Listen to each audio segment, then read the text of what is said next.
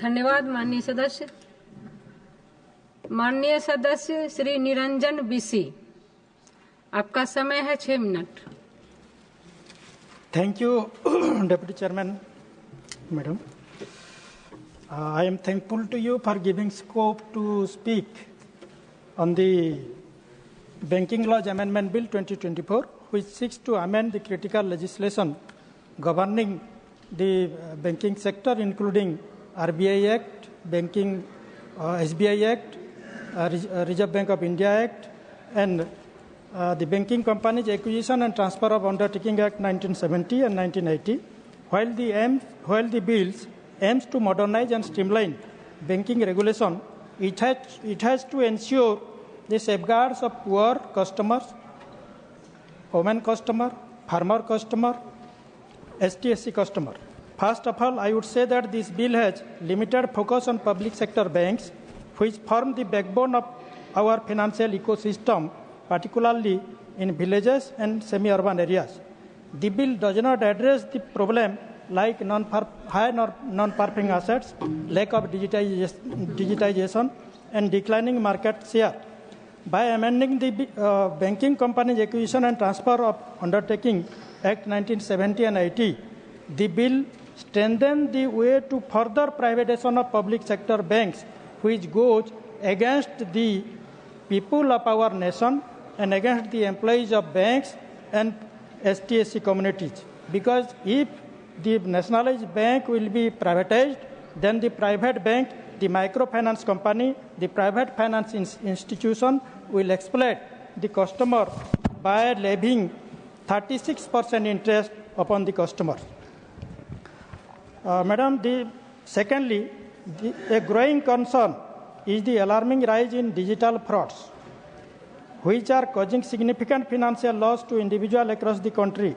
With the rapid adoption of digital banking, cyber criminals are exploiting gaps in cyber security, targeting unsuspecting customers through phishing, identity theft, and online scam. Reports indicate a surge in cases where hard-earned savings are wiped out due to inadequate protection and customer awareness. The bill, however, substantial robust provision to address this pressing issue. Strengthening cyber security frameworks, mandating advanced fraud detection system, and ensuring timely customer redressal are critical steps that must be incorporated. Public awareness campaign on digital safety should also be emphasized to protect consumers from cyber robbery.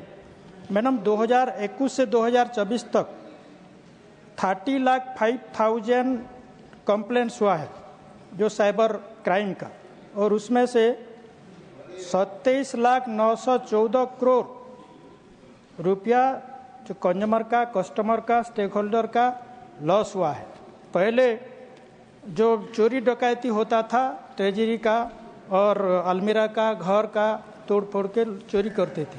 अभी cyber crime में poor to rich, officer to labour, सब का ये cyber crime में, cyber fraud में, online में सब चोरी डकैती होता है। और जो गरीब का मेहनत, जो अपने बच्चों को पढ़ाने के लिए, अपने बच्चों को शादी के लिए वो पैसा इकट्ठा करते हैं, सेविंग करते हैं, वो 27,914 करोड़ जो हमारे ministry of social justice and empowerment का बजट है, एक साल का बजट है एक डिपार्टमेंट का, एक मिनिस्ट्री का, तो इतना पैसा देश का 27,914 करोड़ बैंक रॉबरी हुआ है, साइबर रॉबरी हुआ है। तो उसको ये जो आर्टिफिशियल इंटेलिजेंस को स्ट्रेंथन करना है और ये बैंक सिटीजन्स डाटा जो है उसको सिक्योर करना है। देश का, हमारे देश में अभी तक 1,65,501 शेड्यूल कमर्शियल बैंक ब्रांच है और हमारे देश में 2,55,536 ग्राम पंचायत है। तो 90,035 ग्राम पंचायत को अभी में देश में नहीं है बैंक फैसिलिटी हमारा कस्टमर्स को। और हमारा उड़ीसा में 6,794 ग्राम पंचायत है, उसमें से 2,012 बैंक ब्रांच है। तो 4,782 ग्राम पंचायत में अभी भी बैंक का ब्रांच नहीं है। तो जो गांव के गरीब, गांव के किसान गांव के महिला, गांव के युवा, उसके लिए ये बैंक फैसिलिटी नहीं मिलता है। तो अगर गांव के लोगों को, गांव के गरीब किसान महिला को नहीं मिलता है बैंक सर्विस, तो वो कैसे सेविंग करेंगे, कैसे लोन लेंगे? और खाली अर्बन एरिया में अगर बैंक का ब्रांच होगा, अर्बन एरिया के लोग कस्टमर लोन लेंगे, तो ये जो गरीब है, महिला है, किसान है, वो कैसे बैंक से लोन का सुविधा मिलेगा उसको? तो कैसे देश आगे बढ़ेगा? तो इसीलिए प्रत्येक हर ग्राम पंचायत में एक एक बैंक का ब्रांच होना चाहिए। और ओडिशा के बारे में मैं बोलता हूँ, in Odisha farmers and MSME entrepreneurs struggle to access timely credit and insufficient infrastructure such as branch closure and limited ATM, which escalate financial exclusion. To address this concern, the bill should prioritize strengthening public sector banks through recapitalization and operational improvement, mandate expanded banking services to deprived areas, and include robust cyber security framework. Please conclude. Thank you. धन्यवाद।